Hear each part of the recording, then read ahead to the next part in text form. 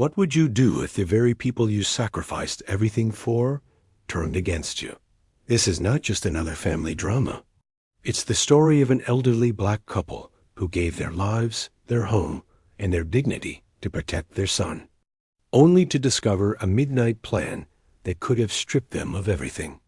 In silence, under the cover of night, they ran not from strangers, but from their own blood. In this video, we dive deep into a story filled with betrayal, resilience, and the raw courage to start again when the world says you're finished. If you've ever believed in the power of dignity, or if you've ever asked yourself how much family loyalty really costs, this is a story you cannot miss.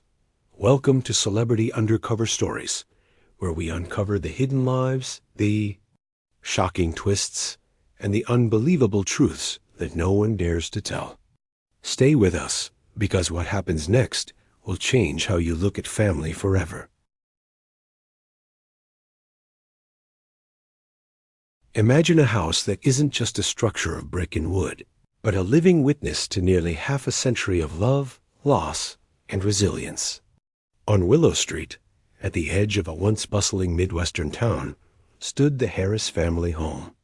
It wasn't the largest or the fanciest house in the neighborhood, but to Franklin and Clara Harris, it was their kingdom, their refuge, the place where they had raised children, buried dreams, and celebrated victories both small and large. Franklin, a tall man with weathered hands and stubborn pride, had restored every inch of that Victorian beauty with his own labor. He painted the gingerbread trim himself, rebuilt the creaking porch steps, and planted roses that wrapped the house in color each summer. When neighbors strolled by, they often paused just to breathe in the fragrance drifting across the yard. Clara, his wife of more than 50 years, loved to remind people, this house isn't perfect, but it's ours, and every nail tells our story. The home had history carved into its bones.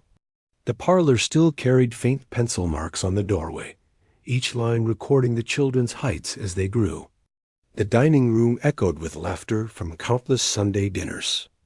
And in the attic, old boxes of toys and photo albums held the silent testimony of decades lived fully. For Franklin and Clara, the house wasn't property. It was memory made solid. They had 3 children. Marcus, the oldest, had always been the responsible one, the child who followed rules, the one who promised to take care of his parents when the time came. Andre, the middle child, had fire in his blood. He chose the military, and the folded flag that sat above the fireplace reminded everyone of his sacrifice in a war thousands of miles away. Lila, their youngest, artistic and adventurous, had married an Australian diplomat and now lived in Sydney. She called when she could, sent letters when the distance allowed, but the ocean had stretched wider with every year. The loss of Andre had left a permanent scar on the family. Franklin rarely spoke about it, but every evening he would sit quietly by the mantel, eyes fixed on that folded flag. Clara knew he was replaying memories of their boy, his laugh, his stubborn streak, the way he used to throw his arms around Franklin after a baseball game. For Clara, the ache never faded either. She kept Andre's medals polished, as if keeping them bright would keep his spirit near. Still, life pressed forward. Their home became the safe harbor for birthdays, Thanksgivings, graduations, and even difficult conversations that no family escapes. The Harrises believed that as long as they had their home, they had stability. And for decades, that belief held true. Neighbors admired Franklin's devotion to the property. He wasn't the type to hire strangers.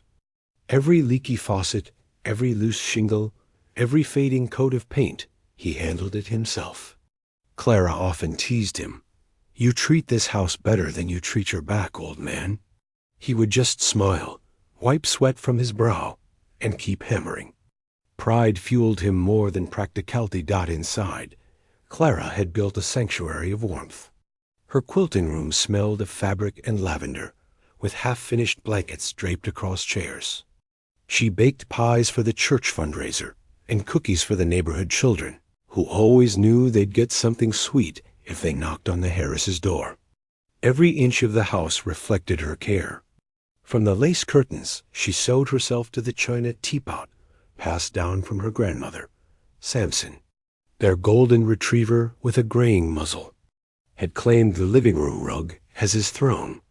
He followed Clara from room to room, sensing her moods, offering silent companionship when her knees ached or when grief over Andre's absence pressed too heavily. To visitors, Samson was just a dog.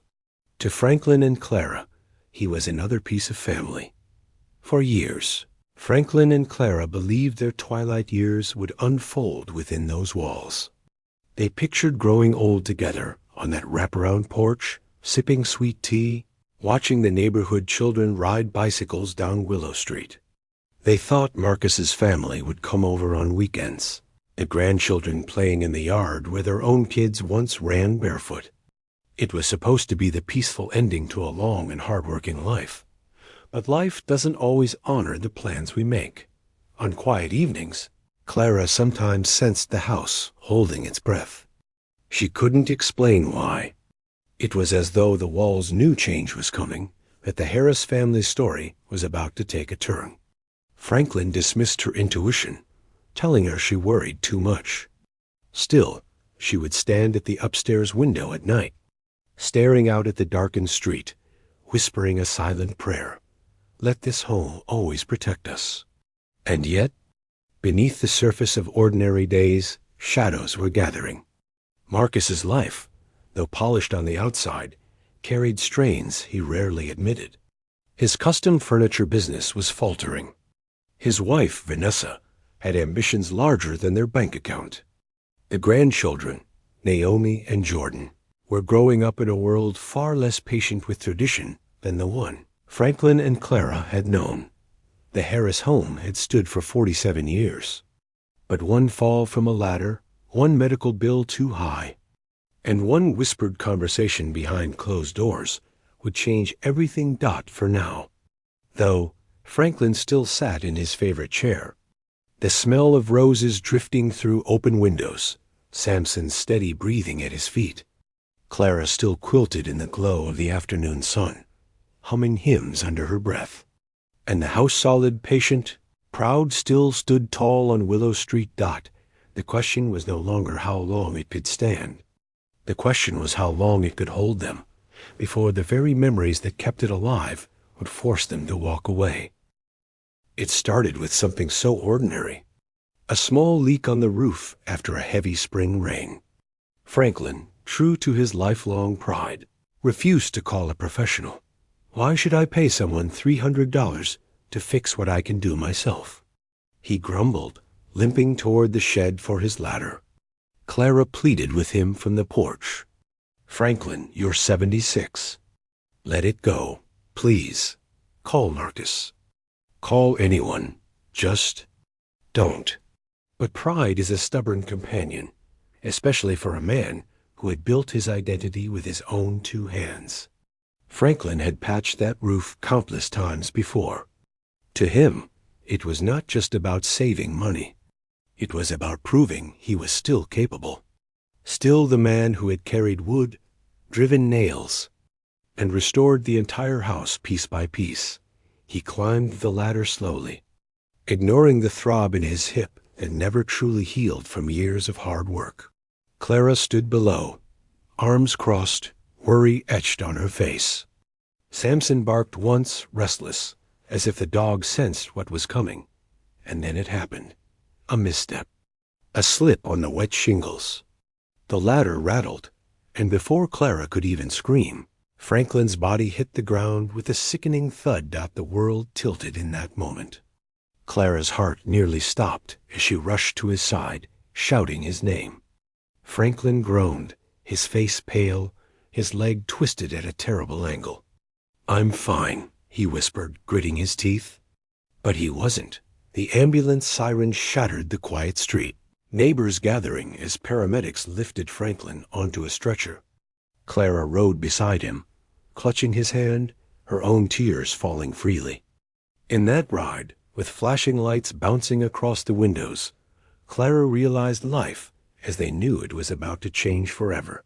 The hospital confirmed her worst fear, a broken hip, fractured in multiple places. Emergency surgery, metal plates, screws, weeks, maybe months of rehabilitation. Franklin was lucky to be alive, the doctor said. But survival came at a price, and the bill came soon after, $60,000. Medicare covered some, but not nearly enough.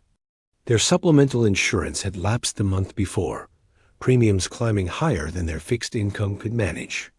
The balance they owed could swallow them whole. Clara sat by Franklin's bedside, reading the numbers over and over as if they might change.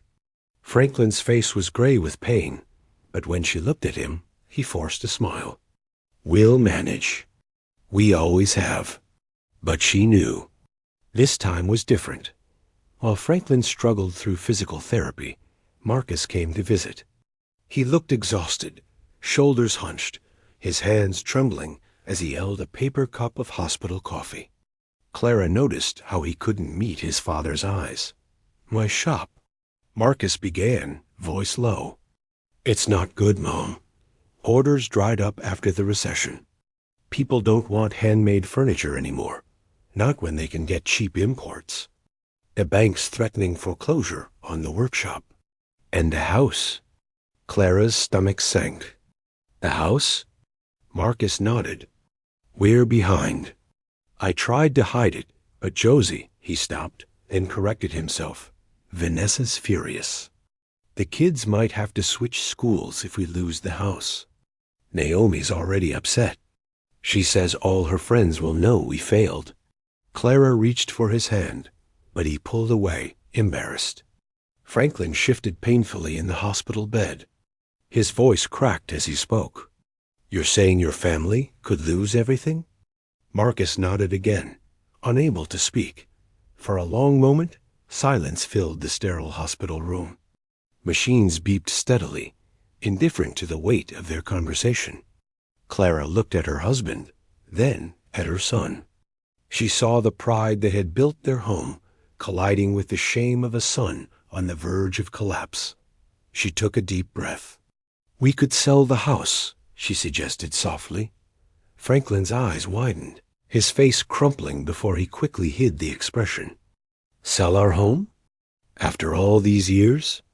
What about your quilting room, Clara? Your garden? What about?" He trailed off, unable to finish. "Plants can be transplanted," Clara said firmly. Her voice trembled, but didn't break. "I can quilt anywhere with a table and good light. But Marcus, he needs a chance to save his family. We can't just stand by." Franklin closed his eyes. A tear slipped down his cheek, unacknowledged. Finally, he nodded. "If that's what it takes, then that's what we'll do." 2 months later, the papers were signed. The Harris home of 47 years no longer belonged to them. The money went straight to paying medical bills, settling debts, and saving Marcus's home from foreclosure. Franklin told himself it was worth it, that they had done what good parents do, sacrifice, so their children could stand strong. But nothing could soften the ache of leaving. On moving day, Franklin dismantled his workshop with hands that shook more than they once did. Each tool packed felt like a piece of himself locked away. Clara wrapped fragile china in newspaper, pausing when she came to her grandmother's porcelain teapot. She sat on the floor, cradling it in her hands, and for the first time in years, she wept openly. Franklin lowered himself beside her, despite the pain in his hip. He laid a hand gently on hers. "We've had a good run in this old place," he whispered. "Made enough memories to last a lifetime." Clara leaned her head on his shoulder. "I know it's just a house," she murmured. "No," Franklin said firmly. "It's not just a house. It's where we became who we are. But Clara," his voice softened, "we take that with us, wherever we go." Samson, their loyal dog, wandered from room to room as boxes disappeared. When the last chair was carried out, Samson sat in the middle of the empty living room, ears drooping, bewildered by the echo of his paws on bare floors, that Franklin patted his leg. "Come on, old boy. We're going on an adventure." But as they locked the front door for the last time, Clara felt the truth pressing in. This wasn't an adventure. It was survival. They were trading the safety of memory for the unknown future. And somewhere deep inside, a whisper asked the question she dared not speak. What if leaving this house was the first step toward losing everything else, too? The Harrises had always imagined their golden years surrounded by warmth family visits, noisy holidays, children running through hallways. Instead, they arrived at their son's suburban home carrying only 2 suitcases, a stack of boxes, and the weight of leaving everything they had built behind. Riverbend Estates looked nothing like Willow Street. The houses here were newer, larger, manicured to perfection. White columns and stone facades lined the cul-de-sacs, each lawn trimmed as if by the same ruler. Franklin and Clara felt small stepping out of Marcus's car, watching the garage door rise on the 2-story home that now represented both salvation and uncertainty. Vanessa, Marcus's wife, greeted them at the door with an embrace that was just a little too tight, her smile just a little too polished. "We're so grateful you're here," she said. The words sounded right, but the way her eyes flicked toward the boxes suggested otherwise. That first night, Vanessa cooked lemon chicken, Clara's favorite. A vase of flowers decorated the table. The children wore their pajamas early, and for a moment, Clara thought maybe her worries had been unnecessary. Perhaps this would be a chance to heal, to grow close again as a family. 6-year-old Naomi and 4-year-old Jordan bounced into their grandparents' arms with squeals of joy. "Grandma, can you help me with my letters?" Naomi asked before dinner was even served. "Grandpa, will you build me a birdhouse like you did at the old house?" Jordan chimed in. Franklin smiled for the first time in days. The first week carried a fragile sense of hope. The children climbed into Franklin and Clara's bed each morning for stories and cuddles. Samson adjusted to the new environment, curling in the corner of their guest room, as though claiming his piece of the unfamiliar. Clara unpacked her quilts, setting them across the bed for comfort. Franklin, though still stiff from his hip surgery, promised Naomi that once he felt better, they would build that birdhouse together. But beneath the veneer of welcome, changes soon emerged. It began subtly. Vanessa moved Clara's favorite armchair from the living room to the basement. "We need the space for our new entertainment center," she explained with a smile that didn't invite argument. Franklin's remaining woodworking tools, neatly organized in the garage, were pushed into boxes and stacked behind holiday decorations. "The children need room for their bikes," Vanessa said. Meals became rehearsals for small humiliations. Franklin reached for seconds, and Vanessa's voice slipped in smoothly. "Of course, but the nutritionist at my gym says men your age should watch portions. Metabolism slows, you know." Clara, who had always enjoyed her morning milk, found the carton replaced with almond milk. Vanessa placed it on the table like a gift. "Dairy can accelerate memory loss." "I'm only thinking of your health." Marcus sometimes protested weakly, but his words never landed. "Viv, maybe Mom and Dad don't need advice from your gym buddies," he muttered once. Vanessa's smile didn't even waver. "I just care about their well-being." "Don't you?" And with that, Marcus fell silent. Clara learned quickly to swallow her pride along with her dinner. Franklin, however, carried each comment like a pebble in his shoe, small at first, but unbearable with time. The children remained the bright spots. Naomi slipped into the guest room with homework, begging Grandma to help her write her name in cursive.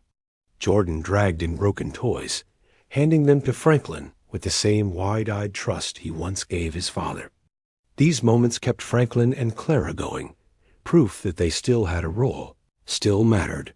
But even those interactions began to narrow. Vanessa enrolled the children in ballet and soccer, scheduling them for every afternoon. "They'll be busy," she explained. "They need structure." The truth was clear: less time with Grandma and Grandpa meant less interference with Vanessa's carefully curated household. Clara noticed the shift in herself, too. She began to walk softly through the hallways, whispering even when no one was asleep, afraid her voice might cause offense. Franklin apologized constantly, sometimes for things that weren't his fault at all. One evening, when he knocked over a water glass, he muttered, "I'm sorry," 3 times before anyone responded. Samson, loyal as ever, followed them from room to room, sensing the tension. His fur left faint traces on the furniture, and Vanessa wrinkled her nose. "The smell of wet dog clings," she complained, even when Samson was dry. Clara brushed him more often, hoping to avoid conflict, but it made no difference. Then came the rug. It was late, 3 in the morning. Franklin, still unsteady from his healing hip, rose carefully in the dark. His slipper caught on a decorative throw rug Vanessa had placed near the bathroom door. He crashed hard against the wood, a cry of pain waking the entire house. Marcus rushed out in pajamas, helping his father sit up. Naomi and Jordan peeked from their doorways, wide-eyed with fear. Vanessa appeared last, hair perfect even at that hour, lips pressed into a thin line. "Dad just tripped," Marcus said, defensive. "This is exactly what I was worried about," Vanessa replied coolly. At 3 in the morning, when everyone else needs rest for work and school, it's disruptive, Marcus. Dangerous. The argument fizzled in silence, but the message had been delivered. From that night on, Franklin moved with even greater caution, his dignity eroding piece by piece. Weeks passed, each day layering subtle tension over the last. Conversation stopped when Franklin and Clara entered the room. Invitations to family outings mysteriously excluded them. And though Marcus's face sometimes betrayed guilt, his silence spoke louder than words. The cold welcome had transformed into something worse, an invisible wall. Franklin and Clara were no longer guests. They were intruders tolerated out of obligation, shadows lingering at the edge of their own son's home. And though they didn't yet know it, the worst was still to come. For behind Vanessa's practiced smile lay plans far colder than any unwelcome glance or cutting remark. It was nearly midnight when Clara stirred from her uneasy sleep. The old house was silent, except for the steady hum of the furnace and Samson's gentle snoring at the foot of the bed. She was about to drift back under when a faint sound drifted through the floor vent, a murmur, hushed but sharp. Voices. She sat up, listening. It was Marcus and Vanessa in the kitchen below. Their words carried upward in fragments, sharpened by the late hour and the stillness of the night. "They've been here almost 6 months now," Vanessa's voice whispered, taut and controlled. "How much longer is this arrangement supposed to last?" Clara's heart skipped. She nudged Franklin awake. He blinked gradually, confused, until she pressed a finger to her lips and pointed downward. Together, they leaned toward the vent, straining to catch each word. Marcus sounded weary. "What do you want me to do, Vanessa?" "They sold their house to pay my debts. They have nowhere else to go. That was their choice," Vanessa replied, her tone icy. "But this can't go on forever. We need our privacy back. The children need space to grow. And let's be honest, your parents need proper care, not just babysitting from us." Franklin's jaw tightened. Clara's fingers clutched his arm. "What do you mean, care?" Marcus asked carefully. "Assisted living, Marcus," Vanessa said flatly.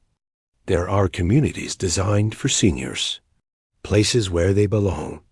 And before you object, I've already spoken to Dr. Patel.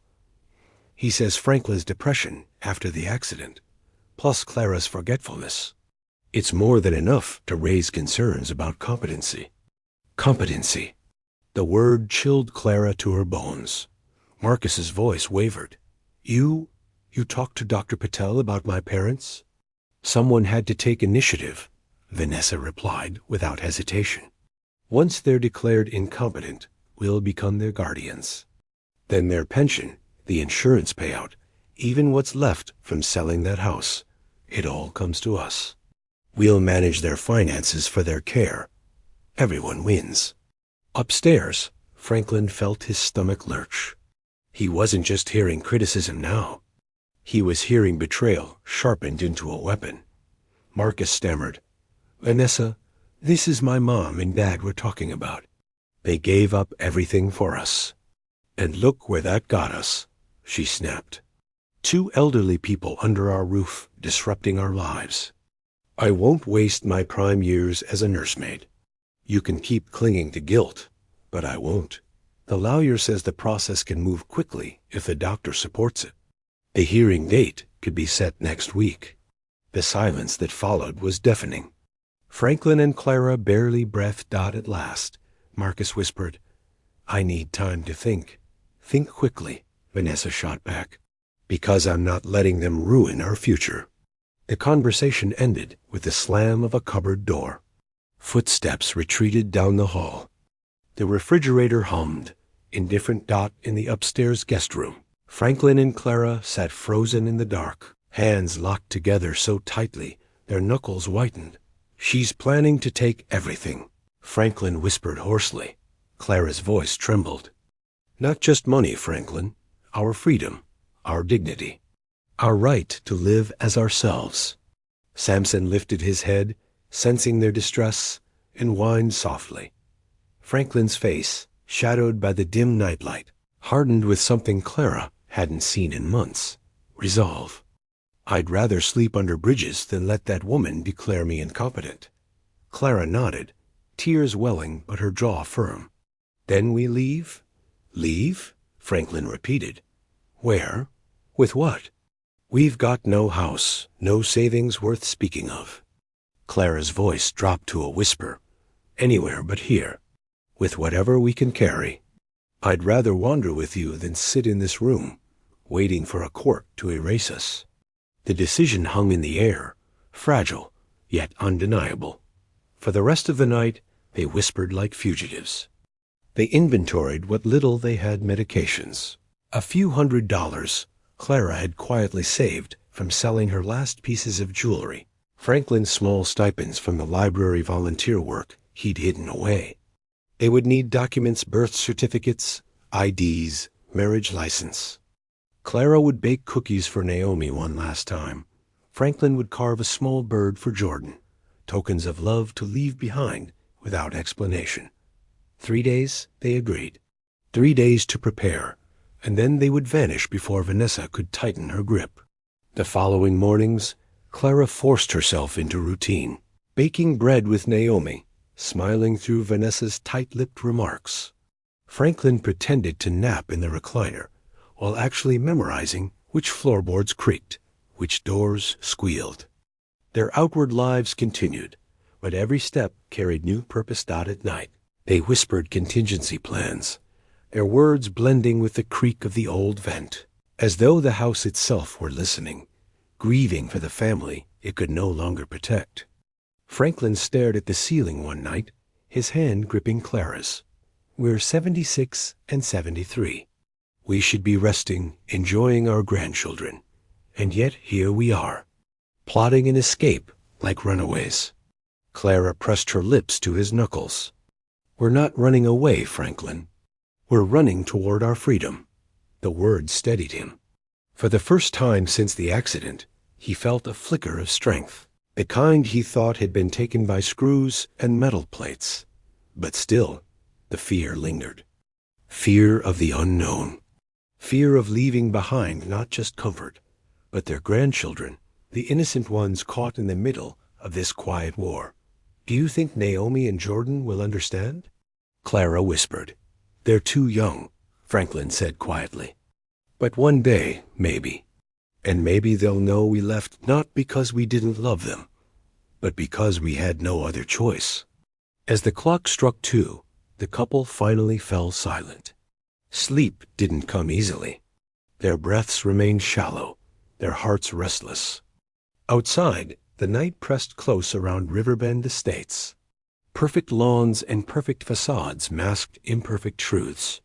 And in the guest room, two parents who had given everything sat in the shadows, realizing the greatest threat they faced wasn't age or illness. It was betrayal, waiting at their own dinner table. And so a plan was born. Quiet, desperate, and irreversible. 3 days. That's all they allowed themselves. 3 days to gather what little they could without drawing suspicion. 3 days to memorize the house that was never truly theirs. 3 days to accept that their only path forward meant stepping into the unknown. Clara moved with quiet precision. At her quilting group, she slipped off her mother's pearl earrings and her own gold bracelet, selling them discreetly to a fellow quilter's son who owned a pawn shop. She smiled through small talk, though her hands shook as she pocketed the cash. For a rainy day, she told herself. But deep inside, she knew the storm had already arrived. Franklin made his own preparations.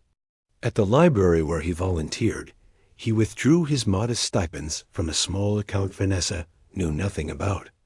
Might be traveling soon, he told the librarian, a kind woman who frowned at his vague words.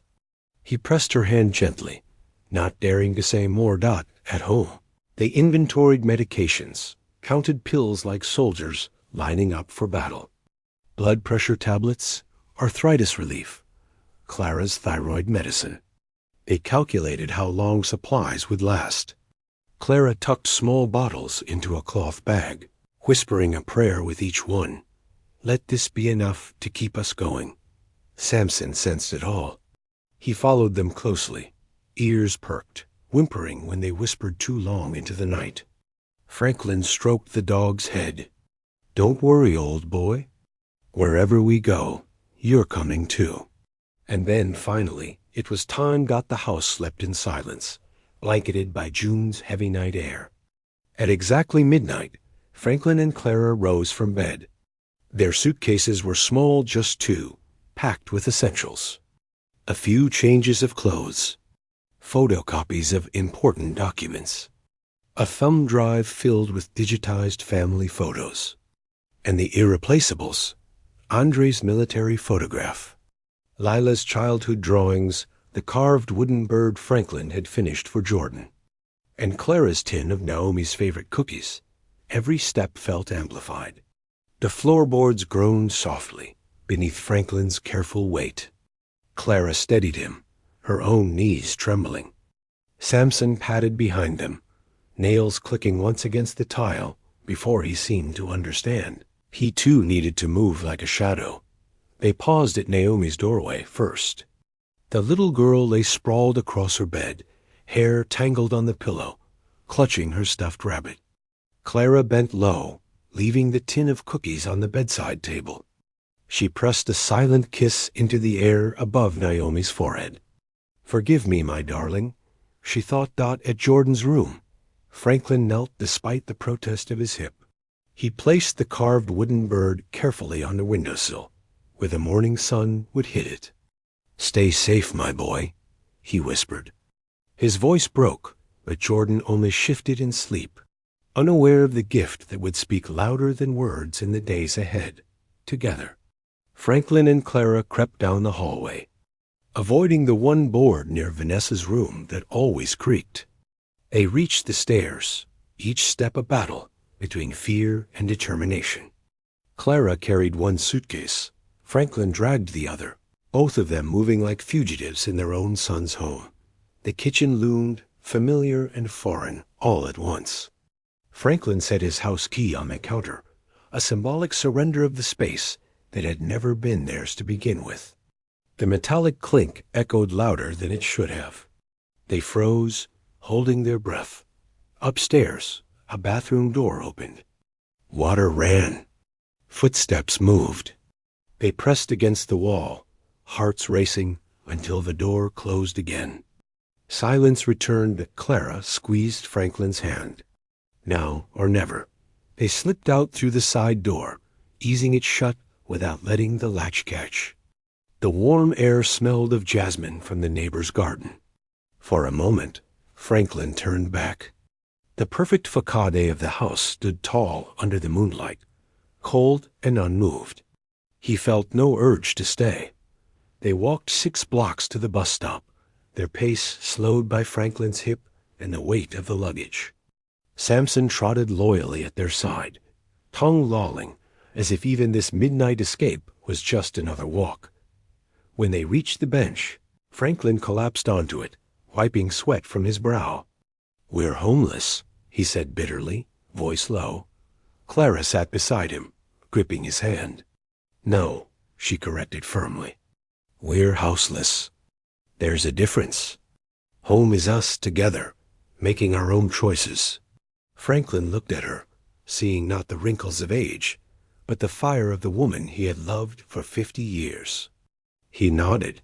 "You're right. We're free." At 1 a.m., the city bus arrived with a hiss of brakes. The driver, bleary-eyed and disinterested, barely glanced at them until his eyes fell on Samson. "No pets unless it's a service animal," he muttered. Franklin straightened his back, summoning dignity from somewhere deep.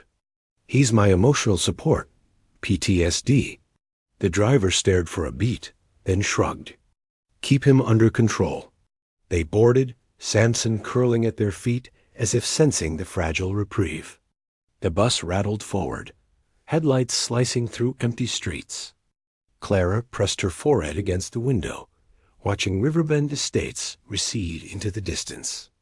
The grand houses, the manicured lawns, the hollow promises, they shrank and disappeared into the darkness. Where to now? Franklin asked quietly. Clara's gaze stayed fixed on the horizon. "First, we need somewhere safe to rest. Then we figure out the rest. One step at a time." Franklin nodded, though the weight of uncertainty pressed on him. His body ached, his pride still wounded, but for the first time in months, he felt something he hadn't allowed himself to feel: hope. The adrenaline of escape slowly ebbed, replaced by exhaustion. Around them, the bus carried a handful of late-night wanderers. A man in a suit asleep against the window, a young woman scrolling endlessly on her phone, a teenager carrying a battered backpack. They were all strangers, but in that moment, Franklin and Clara belonged among them. People in transit. People chasing somewhere else. Clara reached for Franklin's hand again. "Whatever comes, we face it together." "Together," he echoed.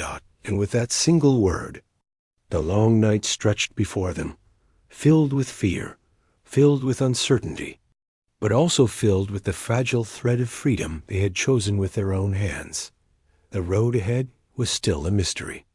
But one thing was certain: they would never again let anyone decide their worth. The bus rattled through the night, carrying Franklin, Clara, and Samson farther from the life they had just abandoned. The hum of the engine was steady, almost soothing, but beneath it pulsed a gnawing fear. They had escaped Vanessa's plan, but to what? At 2 a.m, the bus pulled into the downtown terminal. Fluorescent lights cast a sickly glow across cracked linoleum floors. The smell of disinfectant couldn't quite mask the odors of grease and exhaustion. A few travelers dozed on hard plastic chairs. Security guards eyed everyone with suspicion, as if kindness had been scheduled out of their shift hours. Franklin and Clara found seats in a corner, their luggage stacked protectively between them. Samson curled at their feet, a comforting weight against Clara's ankles. Franklin exhaled slowly. $800, he whispered, tallying their secret stash once more. 2 weeks, maybe 3 if we stretch it. Clara nodded, but her face betrayed her worry. "We'll find a way," she said softly, though she wasn't sure if she was trying to convince him or herself. At 3 a.m., a cleaning woman pushed her cart through the terminal, mop bucket sloshing. Her name tag read Marisol.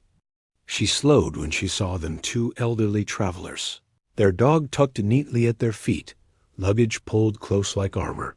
"You folks okay?" she asked, her accent coloring the words gently. Clara forced a smile. just waiting for the morning bus. Marisol studied them for a long moment. Her dark eyes flicked to the dog, to the suitcases, to the weary slump in their shoulders. Understanding dawned. "Terminal closes to non-travelers at 3, she said. "They'll kick everyone out until 5. If you don't have a ticket, they'll make you leave." Franklin's stomach sank. "We don't," he admitted. Marisol hesitated, then leaned closer. "There's a diner 3 blocks east. Open all night.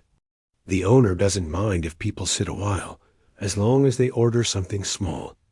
It's warm. Safe enough." Clara's relief showed in her eyes. "Thank you," she whispered. Marisol nodded once, then pushed her cart onward. But the brief glance she cast over her shoulder carried more kindness than any stranger had given them in months. The Harrises gathered their things and walked into the cool night air, guided by Marisol's directions. Samson trotted loyally at their side, his leash brushing against Franklin's sore hand. The streets were mostly deserted, save for the occasional flicker of neon or the rumble of a distant truck. They found the diner easily. Its faded sign read Sonny's, though the glow was dim. Inside, cracked vinyl booths and a long counter lined with stools welcomed them with the smell of coffee and frying bacon. The place wasn't fancy, but after the terminal's cold sterility, it felt alive. A bell jingled as they entered. The waitress behind the counter looked up, and Clara's breath caught. It was Marisol again, now wearing a different uniform, her mop bucket replaced by a coffee pot. "Didn't expect to see you so soon," she said, smiling faintly. "Sit wherever you like." They chose a booth in the back, luggage tucked discreetly beneath the table. Samson curled under the seat, invisible to passing glances. "Coffee?" Marisol asked, already pouring. Double quotes. "Yes, please," Clara said quickly. "And could we get some water for our dog?" Marisol nodded. "I'll bring a bowl." When she returned, she lingered. "You're running from something?" she observed quietly. Franklin stiffened, but Clara touched his arm. "We're starting over," she corrected softly. Marisol's eyes softened. "I know how that feels. My grandmother lives with me. 83, memory fading. My sister says put her in a home. But I won't. Family takes care of family." Franklin's voice cracked. "Not everyone believes that." "No," Marisol agreed. "But those who do, we have to stick together." She glanced around the nearly empty diner, then lowered her voice. "You can stay until my shift ends at 7. Just order something small every couple of hours, so it looks right. Use the bathroom to freshen up. I'll keep your coffee full." Clara's throat tightened. "Thank you," she whispered again. Marisol waved it off. "Just pay it forward." They ordered toast and jam, stretching it across hours, sipping endless refills of coffee. The warmth seeped into their bones, easing some of the night's tension. Around them, other night dwellers shuffled in and out. A homeless veteran with a cardboard sign propped beside him. A young mother cradling a feverish child. 2 truckers debating routes between bites of pie. Each carried their own story of hardship. But no one stared, no one judged. By dawn, Franklin had nearly forgotten the sound of Vanessa's voice in the vent. At 7 a.m. As Marisol gathered her things to leave, a man entered. He was tall, late 60s, with a gray buzz cut and the posture of someone who had once worn a uniform with pride. His flannel shirt was worn but neat, his boots scuffed but strong. He greeted Marisol by name. "Morning, Frank," she said, pouring him coffee without asking. Frank Kowalski, she introduced him as. Vietnam veteran. Truck driver. After eating quietly, Frank rose to pay, but detoured to their booth. His blue eyes were steady, scar bisecting one eyebrow. He didn't waste words. "Mercedes says you might need a ride," he said, using Marisol's given name. Franklin hesitated. "We don't take charity." Frank extended his hand. "Frank Kowalski. Purple Heart. I drive trucks, mind my own business. Not charity. Just company on the road." Clara studied him, then took his hand. "Clara Harris. This is my husband, Franklin." Frank nodded once. "I'm heading to Millhaven, 4 hours east. Quiet town, cheap living. Not much, but better than bus stations. You're welcome to ride along." Franklin's instinct screamed to refuse. Why trust a stranger? But Clara leaned close. Marisol vouched for him. Sometimes the right strangers appear when you need them most. Samson thumped his tail under the table as if to agree. Frank checked his watch. "I leave in 15 minutes. The offer stands until then." As he returned to the counter, Franklin looked at Clara. She met his gaze steadily. "What choice do we really have?" she asked Dot, and in that moment, Franklin realized the truth. Kindness from strangers was the only road left to them. The road east unfurled like a ribbon through the morning mist. Franklin and Clara sat in the back of Frank Kowalski's truck. Samson curled between them on a blanket Frank had pulled from behind the seat. The world outside the windows shifted slowly, city streets fading into farmland. Farmland giving way to rolling hills, dotted with weathered barns and rows of pine trees. Frank drove with the quiet focus of a man who had logged countless miles, his hands steady on the wheel. The radio hummed low, an old country station fading in and out with static. Franklin watched the passing scenery with a mixture of wonder and dread. Every mile carried them farther from Riverbend Estates, farther from Vanessa's control. But every mile also carried them deeper into uncertainty. Clara reached across Samson and touched Franklin's hand. "We're safe for now," she whispered. Frank overheard. "Safe enough," he said. His voice was gravelly, but not unkind. "Millhaven's not perfect. Small towns never are. But folks notice when you're missing. Can't say that about cities." They stopped twice along the way, once at a rest area where Samson stretched his legs, and once at a roadside diner where Frank insisted on buying them sandwiches. Clara tried to protest, but Frank waved her off. "You'll pay me back when you can. That's how this works." By early evening, the truck crested a hill, and Frank pointed through the windshield. "There she is, Millhaven. Population 800 and dropping. Blink too long and you'll miss it." Nestled in a valley, the town looked like something out of another era. Brick storefronts lined Main Street, their painted signs faded but proud. A courthouse dome rose above the square. Church steeples pierced the sky. Porch lights flickered on as dusk settled, casting warm glows that made the sidewalks look like they belonged to another time. Frank slowed as they drove down Main Street. "See that building? That's the library, still open 6 days a week. Over there's Dorothy May's Diner. Best pies in 3 counties. And that yellow Victorian with blue trim? That's my mother's place. 90 years old and still standing." Franklin and Clara took it all in, their exhaustion giving way to cautious hope.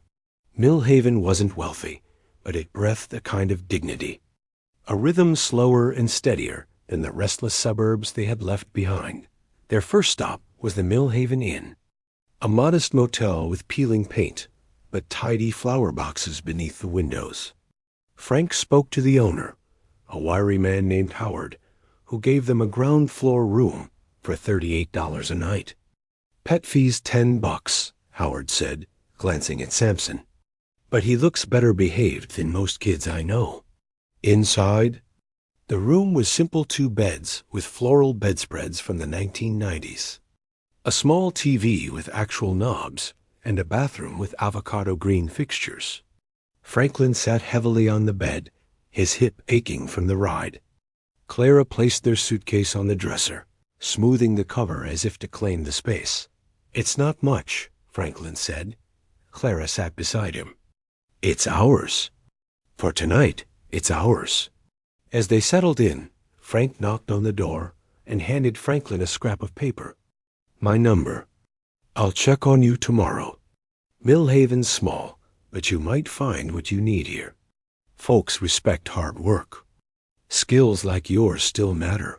Frank left without ceremony, his truck rumbling away down the quiet street. Franklin and Clara stood at the window, watching Millhaven's lights glow against the darkening sky. That night, they walked to Dorothy May's diner. The neon sign buzzed faintly, illuminating a window filled with pies and a hand-lettered chalkboard advertising the day's special, meatloaf with mashed potatoes. Inside, red vinyl booths and black and white checkered floors greeted them. Dorothy May herself stood behind the counter, a woman in her 60s with auburn hair streaked with silver. Her reading glasses hung from a beaded chain, and her smile was both sharp and kind. You must be Frank's friends, she said without hesitation. He called ahead. Said you'd be stopping by. Franklin stiffened, but Clara smiled politely. That's kind of him. Dorothy poured them iced tea before they even ordered. Frank doesn't vouch for just anyone. Sit down, eat. We'll talk after. The meal was hearty, better than anything they'd tasted in months. Meatloaf, green beans cooked with bacon, rolls still warm from the oven.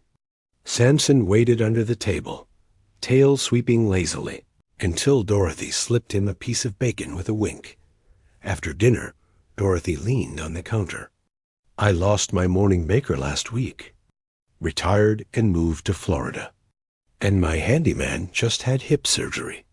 Place like this always needs fixing. You two look like folks who know how to work.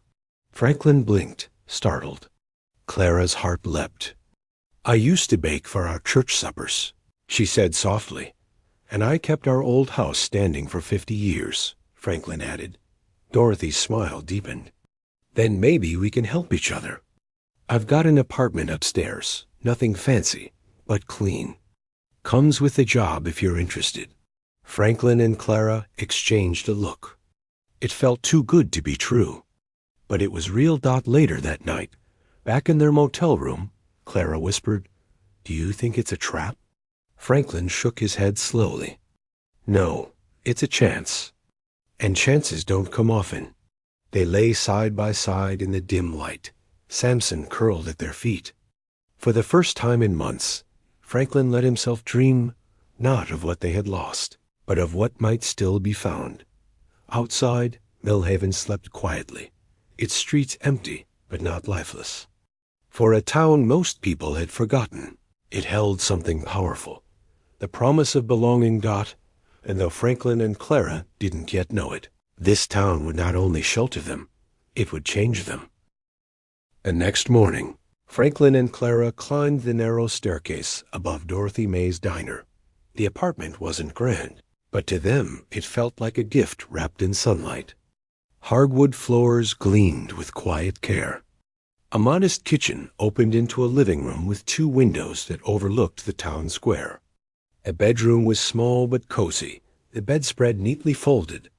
Waiting for new owners, Dorothy May led them through the space with the brisk assurance of someone used to running both a business and a household. Utilities included. Heat works fine, though the radiator knocks in the winter. Laundry's in the basement. I don't mind dogs, long as they're well behaved. She glanced at Samson, who wagged his tail politely, as though he understood the contract being offered. Clara smiled, tears stinging her eyes. It's perfect. Don't say perfect, Dorothy said quickly, though her eyes softened. Just say it'll do. Life's full of cracks. But if you patch them right, it holds. By evening, Franklin and Clara had moved in. Their 2 suitcases fit neatly into the closet. Clara arranged her quilting bag by the window where the light was best. Franklin lined his medication bottles on the kitchen shelf, each a reminder of battles fought and survived. Samson circled twice on the rug before settling with a sigh, content to call this new place home. The next morning, their work began. Clara rose before dawn, tying on an apron Dorothy provided. The kitchen smelled of flour, butter, and strong coffee. Dorothy showed her the basics of the baking routine: rolls, muffins, pies for the case. Loaves of bread cooling on racks before the breakfast crowd arrived. "You've got a steady hand," Dorothy observed. Watching Clara braid dough for challah bread, Clara's cheeks flushed with quiet pride. "I've been baking since I was 15.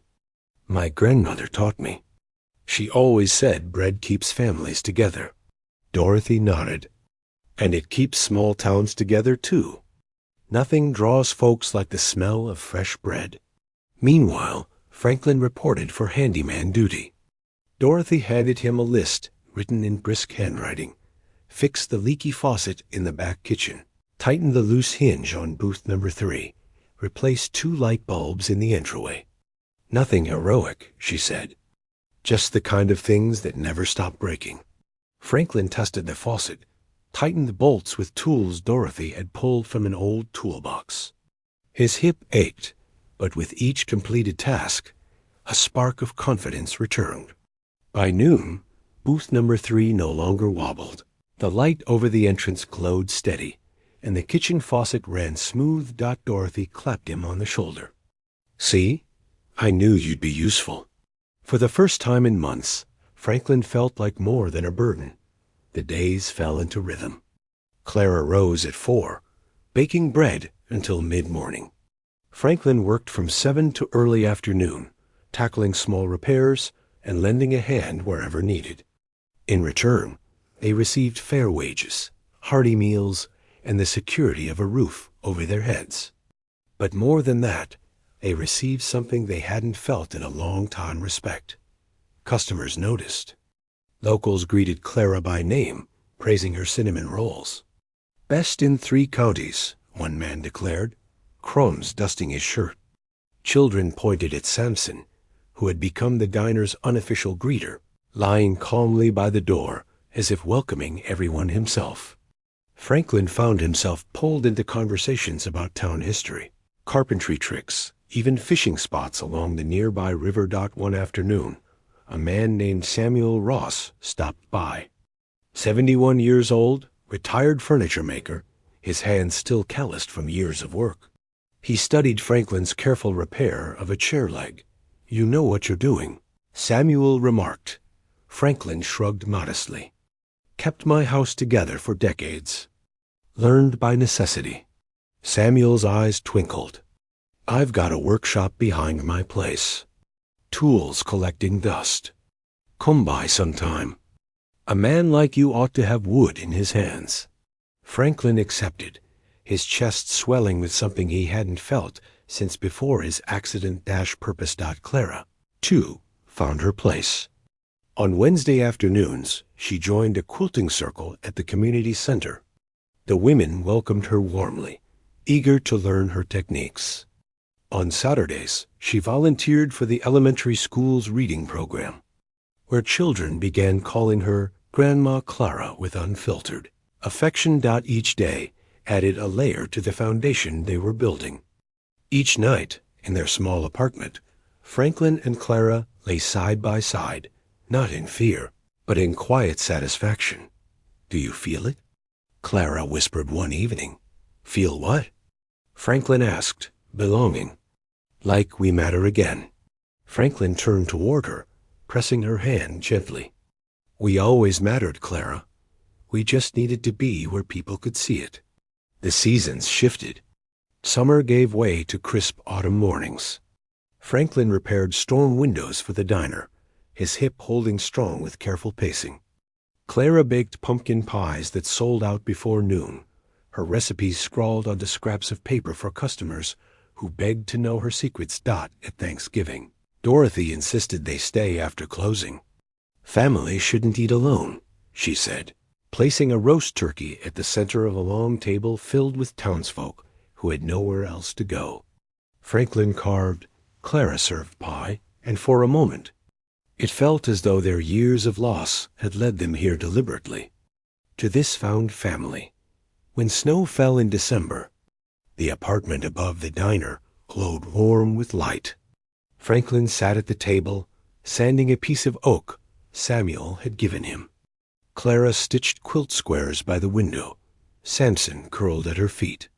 Outside, Millhaven's streets shimmered under holiday lights, children's laughter echoing through the square. It wasn't Riverbend Estates. It wasn't the home they'd lost. It was something else. Something better. A life rebuilt, not from obligation or pity, but from honest work, mutual respect, and the kindness of strangers who had become friends. And though Franklin and Clara knew challenges still lay ahead, they also knew this truth. Belonging isn't found in bloodlines or brick houses. It's found in the places and with the people who remind you that you still have value. And in Millhaven, at last they had found both.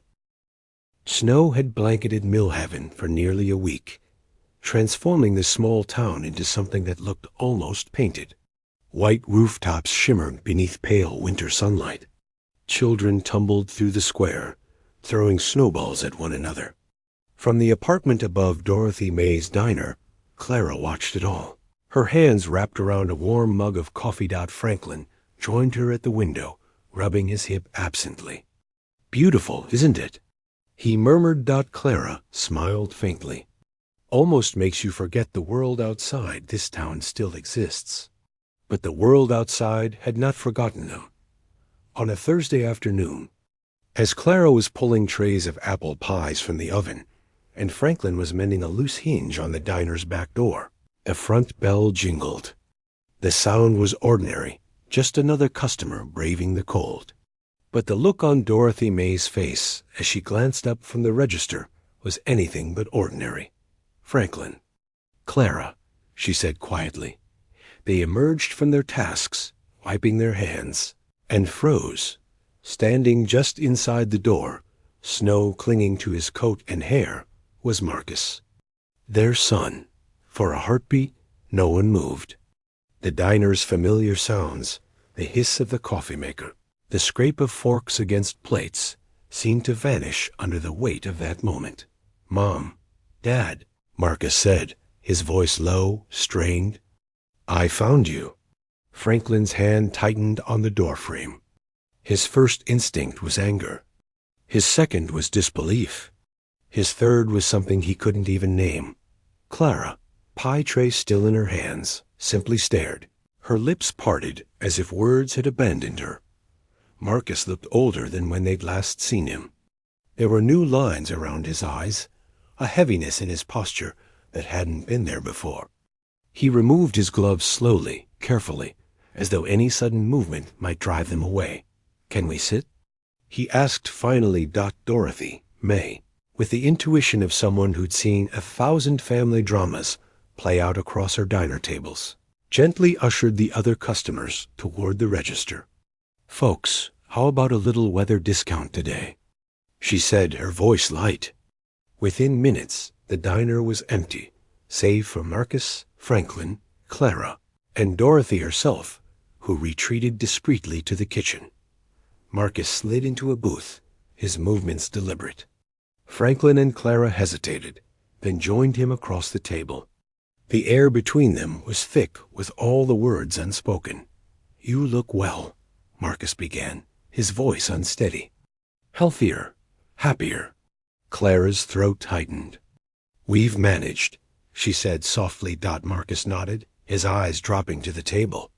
"The kids, Naomi and Jordan, they miss you. Every single day. Naomi asks when Grandma will come back to read her bedtime stories. Jordan still has the wooden bird, Dad. He keeps it on his knitstand. Says Grandpa made it with magic hands." Clara's tears spilled before she could stop them. Franklin's jaw clenched, fighting emotion. Marcus swallowed hard. "I owe you an apology. More than one. I failed you. I let Vanessa control too much. I thought keeping the peace was protecting my family, but all it did was destroy the peace we had." Franklin finally spoke, his voice rough. "You knew what she planned. We heard you. You didn't stop her. Marcus's shoulders slumped. I didn't know the full extent until after you left. I thought it was just talk. But when you were gone, I found her notes, the legal documents, everything she'd been preparing. She meant every word. She was ready to strip you of everything. And I let it happen by doing nothing. Clara pressed a hand to her chest, her heart aching at the memory. I confronted her, Marcus continued. We fought. For weeks. And then I left. I couldn't stay married to someone who saw my parents as obstacles to remove. We're separated now. The children are with me. They deserve better than her bitterness. Franklin studied his son carefully. He searched for signs of weakness, for hesitation, but found only shame and exhaustion. What do you want from us, Marcus? Franklin asked. Marcus lifted his eyes, shining with desperation. Not forgiveness, not yet. I don't deserve that. But a chance to rebuild what I broke. A chance for Naomi and Jordan to know their grandparents didn't abandon them. A chance to show you that I am still your son. Silence lingered. Clara reached across the table, her hand trembling, and touched Marcus's. For the first time in months, mother and son shared a connection that had once been effortless. I don't know if trust can come back quickly, Clara said softly. But love? Love never left. Franklin's voice was low, steady. It'll take time, but we'll try. Marcus nodded, relief breaking across his face like sunlight through storm clouds. They're here, in town. I didn't bring them yet. I wanted to see if you'd even want to. But they're staying at the inn down the road. If you'll let me, I'll bring them here tomorrow. Clara's tears flowed freely now. Bring them, she whispered. Franklin reached across, covering both his wife's and his son's hands with his own. For the first time since the night of their escape, his chest felt lighter. Not free of pain, but lighter. From the kitchen doorway, Dorothy May peeked out, coffee pot in hand.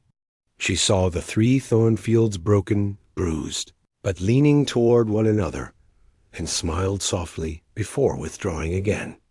Some moments, she knew, were too sacred for even the best coffee to interrupt Dot as Marcus left the diner that evening.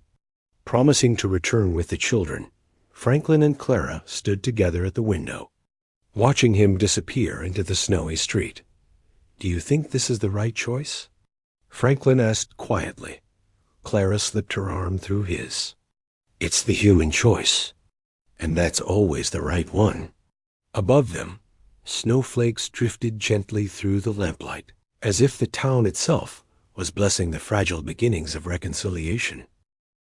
The next morning, Millhaven woke beneath a sky brushed in pale gold. Snow still clung to rooftops, but the air carried a hint of thaw, as if even winter had grown weary of holding on too tightly. Clara stood at the diner window, her hands nervously smoothing the apron she had tied too tightly around her waist. Franklin sat at their usual booth, restless, tapping his fingers against the tabletop. Samson dozed underfoot, but even he seemed to sense something was about to happen. Then the bell above the door jingled. 2 small figures rushed inside, voices bright against the diner's quiet morning. Grandma, Grandpa. Naomi, her braids bouncing, darted across the room and threw herself into Clara's arms. The force nearly knocked Clara back, but she held her granddaughter tightly. Inhaling the scent of winter air and children's shampoo. I knew you didn't leave because you didn't love us, Naomi whispered fiercely. I told Mommy. Clara's tears came instantly. Oh, sweetheart, I never stopped loving you. Not for a single second. Jordan followed, clutching the wooden bird his grandfather had carved. He approached Franklin with the solemn gravity only a little boy could carry. Did you really make it with magic hands? He asked. Franklin bent slowly, his hip protesting, and opened his arms. The only magic I've ever had, he said softly. was the love that made me want to build something for you. Jordan pressed the bird into Franklin's hand, then wrapped his small arms around his grandfather's neck. For Franklin, it felt like forgiveness carved in flesh and blood. Behind them, Marcus stood in the doorway, snowflakes melting in his hair.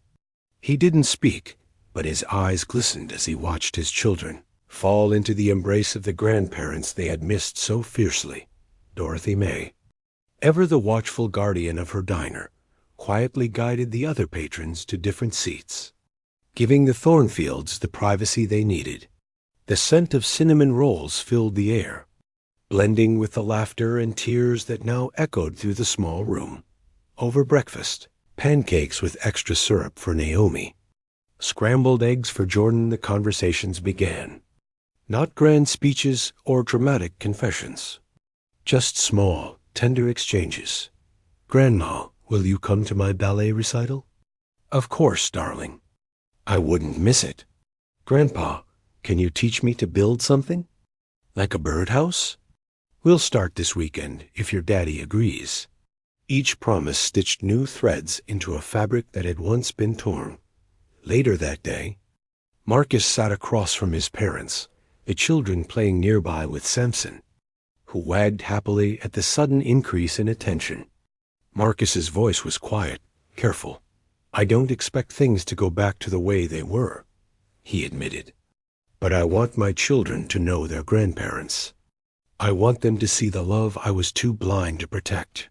Franklin studied him for a long moment.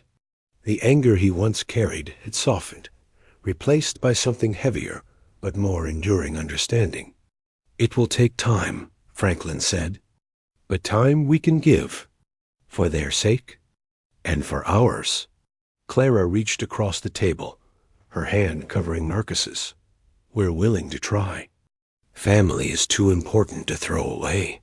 Marcus's shoulders sagged with relief. "Thank you. That's all I ask." That evening, the diner closed early. Dorothy May insisted on hosting a private family dinner. "Families need tables to gather around," she said firmly, setting down plates of roast chicken and mashed potatoes. As they ate, laughter slowly replaced tension. Naomi told stories from school. Jordan showed off his drawings, proudly explaining that he wanted to be an artist and a carpenter, just like Grandpa. Samson lay under the table, content with scraps slipped to him by eager little hands.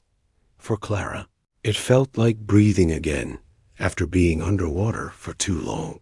For Franklin, it felt like a promise kept that dignity and love could coexist, that family could bend without breaking. The next day, word spread through Millhaven. The Thornfields weren't just new residents anymore. They were family to one another again, and by extension, part of the town itself.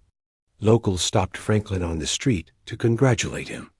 The quilting circle welcomed Naomi when Clara brought her along. Samuel Ross, the retired furniture maker, invited Jordan to help in his workshop, treating the boy as an apprentice in spirit, if not in skill.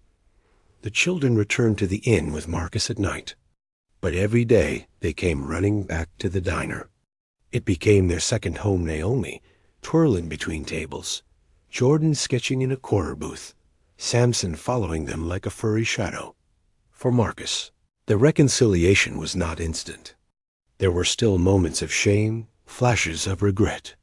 But in the glow of Millhaven, with its quiet streets and watchful neighbors, he began to rebuild not just his relationship with his parents, but also with himself. Weeks passed, then months, and in that time, something remarkable happened. Clara and Franklin didn't just survive, they thrived. Clara's baking became a staple of the town, her pies ordered for weddings and holidays alike. Franklin, with Samuel's guidance, restored old furniture for locals. His name whispered with respect in a place where skill still mattered.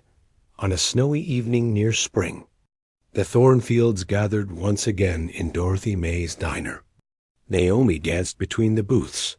Jordan proudly displayed a small wooden birdhouse he had built with his grandfather. And Marcus, though still healing, sat beside his parents with something that had long been absent from his eyes. Peace. Clara leaned against Franklin's shoulder, whispering, "Do you realize what we've built here?" Franklin smiled. "Not a house, not what we lost, but a home, a real one." Clara nodded. "And this time, no one can take it from us." The bell above the door jingled again, letting in a gust of cold air.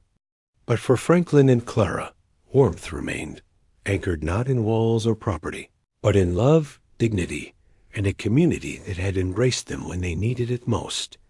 Their story had begun with betrayal. But here, in Millhaven, it found its ending in healing, in family, and in the courage to begin again. And so, their story does not end in fear. It ends in Millhaven, a small town where bread and love still matter more than power and pride. Franklin and Clara found work, respect, and most of all a home. A home not built from walls or wealth, but from dignity, belonging, and the laughter of grandchildren who once thought they had lost them forever. But let me ask you this. How would you feel if you overheard your own family plotting to declare you incompetent just to seize control of your life? Would you forgive? Or would you walk away forever? That's the power of this story. It stirs something in us. It makes us angry at the cruelty, but hopeful at the resilience. It reminds us that even when blood betrays you, love can still be found in strangers, in community, in yourself. If this story moved you, if it made you cry, smile, or even rage, don't keep it to yourself. Share it. Comment where you're watching from. Tell us your thoughts. And most importantly, let this story remind you that dignity is priceless, and no one should ever be allowed to take it away. Because in the end, the greatest undercover story is the one where ordinary people become heroes simply by refusing to surrender. This has been Celebrity Undercover Stories. Thank you for watching. Stay inspired, stay human, and never forget, your story matters.